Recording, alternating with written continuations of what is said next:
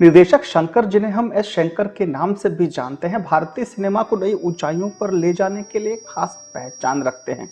उनकी technical expertise और imagination ने भारतीय फिल्मों को एक अलग ही मुकाम दिया है। शंकर के 1996 में आए फिल्म इंडियन इसका बेहतरीन उदाहरण है। इस फिल्म के जरिए उन्होंने न केवल भ्रष्टाचार के खिलाफ अपनी आवाज बुलंद की, बल्कि दर्शकों को यह भी दिखाया कि टेलीफोन की धुन में लड़की की हंसी कैसे सुनाई दे सकती है। याद रखिए कि ये वो दौर था जब मोबाइल फोन भी आम नहीं थे और इमोजीज का नामो निशान भी नहीं था। शंकर की फिल्मों में सोशल और पॉलिटिकल करप्शन जैसे गंभीर मुद्दों को प्रमुखता से उठाया गया है। इनकी 1996 की फिल्म इंडियन की थीम ने दर्शकों के दिलों को छुआ था। अब लगभग 3 दशक बाद 2025 में उनकी नई फिल्म गेम चेंजर भी उसी तर्ज पर बनाई गई है। फर्क बस इतना है कि इंडियन तमिल में थी और गेम चेंजर तेलुगु भाषा में बनी है। खास बात यह है कि गेम चेंजर एस शंकर के करियर की पहली तेलुगु फिल्म है। ये फिल्म सिर्फ मनोरंजन तक सीमित नहीं रहती, ये हमसे कई सवाल करती है। गेम चेंजर सिर्फ एक फिल्म नहीं बल्कि एक सोच है। यह हमें यह समझने पर मजबूर करती है कि असली बदलाव तभी मुमकिन है जब हम अपनी खुद की जिम्मेदारी उठाएं। यह फिल्म सिर्फ एक कहानी नहीं बल्कि उस सवाल का जवाब है जो देश के हर नागरिक को पूछना चाहिए, क्या हम एक बेहतर भविष्य के लिए तैयार हैं?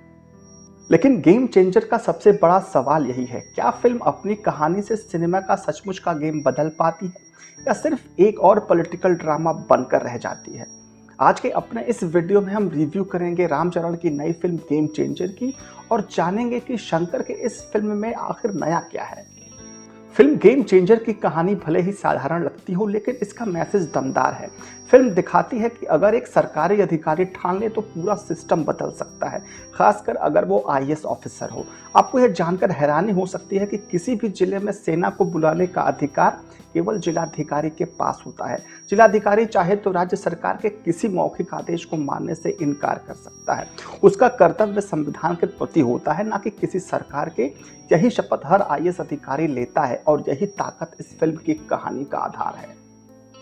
फिल्म की कहानी उत्तर प्रदेश से शुरू होती है, जहां एक ईमानदार आईपीएस अधिकारी राम गुटखा माफिया को खत्म करता है। उसके बाद राम को आईएएस बनाकर आंध्र प्रदेश में नई पोस्टिंग मिलती है। गेम चेंजर इस बात को समझाती है कि जब एक अधिकारी संविधान के प्रति अपनी निष्ठा को सबसे ऊपर रखता है तो वो कैसे भ्रष्ट सिस्टम में भी बदलाव ला सकता है। पुष्पा 2 की कहानी औसत थी, लेकिन फिल्म का जादू कमाल का था। अल्लू अर्जुन का महिला गेटअप में किया गया एक्शन सीन ऐसा धमाका लेकर आया कि यह फिल्म सिर्फ बीते साल की ही नहीं बल्कि देश के सिनेमा इतिहास की सबसे बड़ी हिट फिल्म बन गई। ये साफ इशारा है कि लोग सिनेमा देखने के लिए सिनेमा घरों में आना चाहते हैं, लेकिन शर्त यह है कि फिल्म उन्हें कुछ नया, कुछ ऐसा दे जो सिनेमा का गेम ही बदल दे। फिल्म गेम चेंजर की शुरुआत एक शानदार उम्मीद के साथ होती है। पहले कुछ मिनट आपको ये यकीन दिलाती है कि यह फिल्म पुष्पा 2 के हैंगओवर को उतारने में पूरी तरह से सफल रहेगी। शंकर की चिर परिचित डबल रोल वाली स्टाइल यहाँ भी मौजूद है। कहानी में आपको डर के शाहरुख खान वाली झलक भी मिलती है। फिल्म का मुख्य किरदार जो एक हकलाने वाला नेता है, खदान माफियाओं के खिलाफ खड़ा होता है। उसकी नेतागिरी इतनी चमकती है कि खुद की पार्टी बना लेता है। यह नेता अपनी ईमानदारी का प्रदर्शन करते हुए बड़े बड़े वादे करता है। कहानी में ट्विस्ट तब आता है जब पार्टी सत्ता तक पहुंचने लगती है। सत्ता पाने की इस यात्रा में वही सब होता है जो हमने अतीत में दिल्ली के एक भ्रष्टाचार विरोधी आंदोलन से निकली पार्टी के साथ देखा था। आदेशों का दावा करने वाली पार्टी भी उसी राजनीति के दलदल में धंसती नजर आती है जिसमें वह खुद को अलग बताने का दावा करती है। गेम चेंजर और पुष्पा 2 जैसे फिल्मों का संदेश साफ है, सिनेमा तभी चलेगा जब वह दर्शकों को बांध सके और कुछ नया पेश कर सके। गेम चेंजर वही होता है जो खेल के नियम और नतीजे दोनों बदल दे। ऐसा खिलाड़ी जो खेल को उस मोड़ पर ले आए जहां सब बराबर दिखें। फिल्म गेम चेंजर का हीरो राम कुछ ऐसा ही करता है। उसका गुस्सा उसकी सबसे बड़ी पहचान है और यही उसकी कमजोरी भी है। हालांकि वह इस पर काबू करने की हर मुमकिन कोशिश करता है। राम की जिंदगी में बड़ा बदलाव तब आता है वह जो दीपिका से मिलता है। पहली नजर में उसे देखकर वह प्रभावित होता है और उसके लिए आईएएस बनने का फैसला करता है। कहानी में कुछ भी नया नहीं है, पर इसे इस तरह से गढ़ा गया है कि दर्शकों का जुड़ाव बना रहता है। फिल्म में रामचरण का डबल रोल है। उनका एक किरदार क्रांतिकारी है तो दूसरा एकदम शांत। दोनों किरदारों को रामचरण ने बहुत अच्छे तरीके से निभाया है। वहीं हिंदी फिल्मों की चहेती कियारा आडवाणी भी फिल्म में हीरोइन की भूमिका निभा रही हैं। उनका किरदार कहानी को आगे तो बढ़ाता है पर इम्प्रेस नहीं करता। फिल्म शुरुआत में दमदार लगती है, लेकिन फिल्म जैसे जैसे अंत की ओर बढ़ती है इसका जादू फीका पड़ने लगता है। खासकर आखिरी 45 मिनट में शंकर का निर्देशन लड़खड़ा जाता है। बेहतरीन होते हुए वे फिल्म गेम चेंजर उन फिल्मों में शामिल हो गई है जो कमजोर कहानी की वजह से मात खा गई। शुरुआत में फिल्म बड़ी उम्मीद जगाती है, लेकिन जैसे जैसे कहानी आगे बढ़ती है कंफ्यूजन बढ़ता जाता है।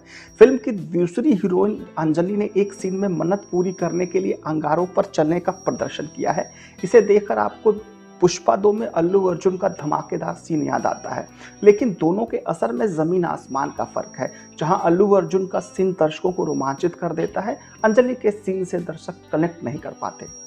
रामचरण फिल्म में डबल रोल निभा रहे हैं, लेकिन उनकी अभिनय क्षमता बहुत लिमिटेड नजर आती है। अधिकतर दृश्यों में उनके भाव बिल्कुल एक जैसे हैं, उनके इंप्रेशंस बिल्कुल समान हैं।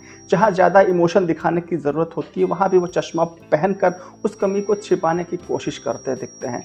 फिल्म की हीरोइन कियारा एडवाणी जरूरत से ज्यादा ही खूबसूरत लगी हैं, लेकिन उनके पास करने को कुछ खास नहीं। फिल्म में अगर कुछ वाकई अच्छा है तो वो है गाना जरगंडी। शंकर का टेक्निकल एक्सपर्टीज इस गाने के फिल्मांकन में नजर आता है। गाने की कोरियोग्राफी शानदार है जो दर्शकों को बांधे रखती है। फिल्म में पॉलिटिकल माहौल अच्छी तरह बनाया गया है।